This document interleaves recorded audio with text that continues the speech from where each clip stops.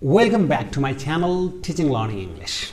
You know, this channel is mainly dedicated to support you English, mainly in your writing, your academics and professional life. In this video, I'm going to talk about the essay writing. So how do you write an essay? Essay writing has become one of the core elements of our academic life as well as in professional life also. Whatever we write about a topic, we describe something, we narrate something, we analyze something, then it automatically becomes an essay. It is one of the very popular, area of practicing your language, knowledge of language, skills of language, as well as knowledge and skills of that particular subject matter. So essay writing has become very important aspect for the students who have been doing their, who are in schools, college, universities. Okay, so let's start. If I ask you what is an essay, what is your reply? If you ask me, then I will obviously say essay is a written account, description of something. It may be longer or shorter in size, in length, and it may be any type because there are types of essays. So today I'm going to talk about mainly the types of essays. So essays can be classified into different types. But let's see some of the 4 types that I am going to talk today. First one is descriptive essay. So what does it mean? Descriptive. The word itself suggests that it describes the topic. Mainly the basic level writers, school level writers, they actually engage in writing descriptive type of essay. It is also called scientific essay because the knowledge, the information, the ideas, the facts that we receive, we express in this essay through our sense organs. It means whatever we have seen, whatever we have heard, whatever we have tested, and whatever we have touched, okay, those smells, those information, because they are more scientific in nature, they can be at least touched and realized.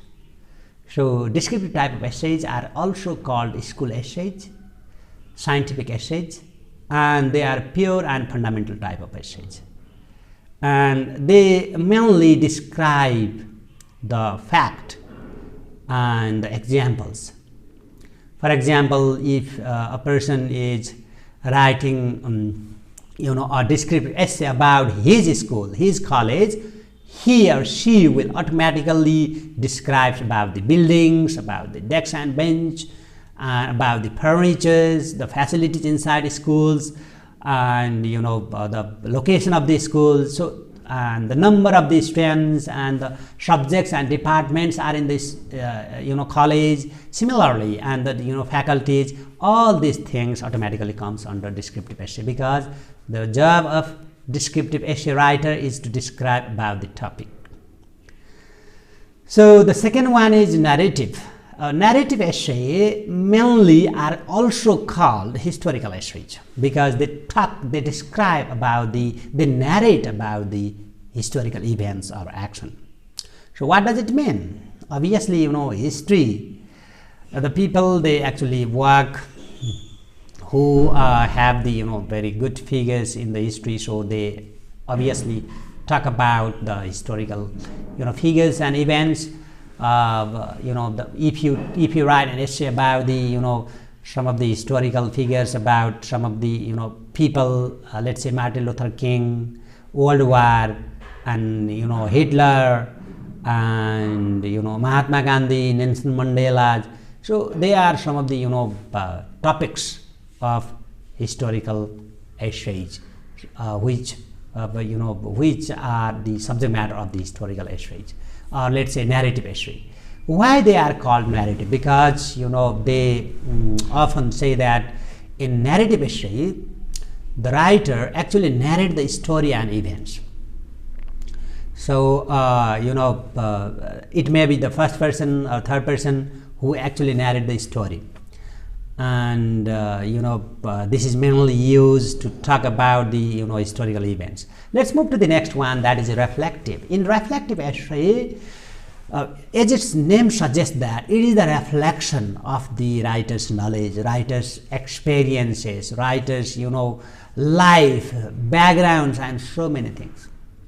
So the subject matter of the essay, even though the title of the essay is same, the basic content or fundamental things to the essay is same, but it is the experience of the writer, it is the knowledge of the writer, it is the opinion of the writer, it is the idea of the writer that makes an essay different. So that is called the reflective type of essay. As reflective means the ideas, experiences, knowledge, feelings, opinions of the writer are reflected in reflective essay. For example, if a person write an essay about obviously about some religious subject matter, for example, either Christmas Day or Dasai festival, other festivals that are related to their culture. So automatically, if the person does not belong to that culture, may or may not have the different idea about that topic. For example, a Muslim can write that much better as a Hindu can write about the Dasai festival. Similarly, Buddhists may not write that much better about Christmas Day as the Christians can do. So what does it mean? It means the reflective essay actually reflects the viewpoints, the opinions and ideas of the writer. Let me give you another topic. For example, the title is Love.